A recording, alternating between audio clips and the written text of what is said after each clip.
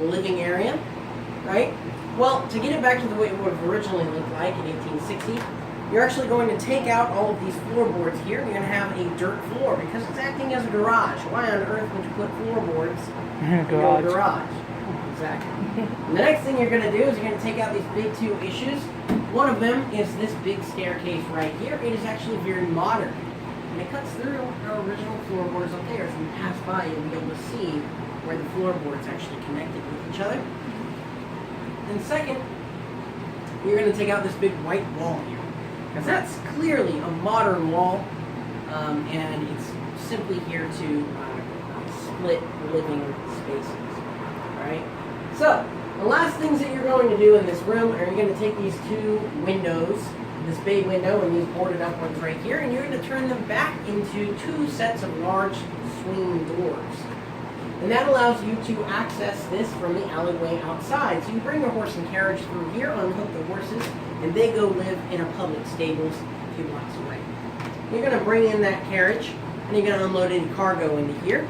You can pull it through these doors as well, and be a whole lot closer to the 4 basement kitchens, unloading any kitchen supplies down there as well, very efficiently. Bring it back in here, lock everything up, and you're good for it.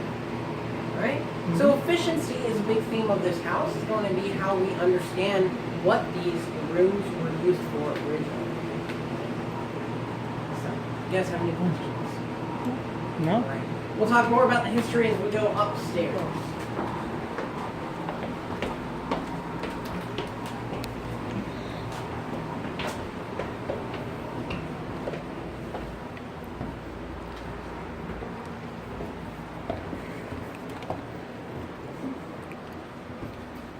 Before we talk about this room, we need to discuss a little bit of background history. All right.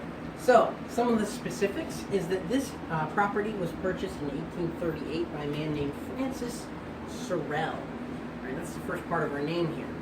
Now, it was finished 4 years later in 1842. All right, and that's when the family moved in. Later on, it would be sold to a man named Henry Davis Weed. Second part of the name in 1860. Alright? So, that's where we get our two names, but we're going to focus on Mr. Francis Sorrel for the time being, because he's the original owner and he's going to have the most influence over what this house looks like. So, Mr. Francis Sorrel was a very, very wealthy businessman.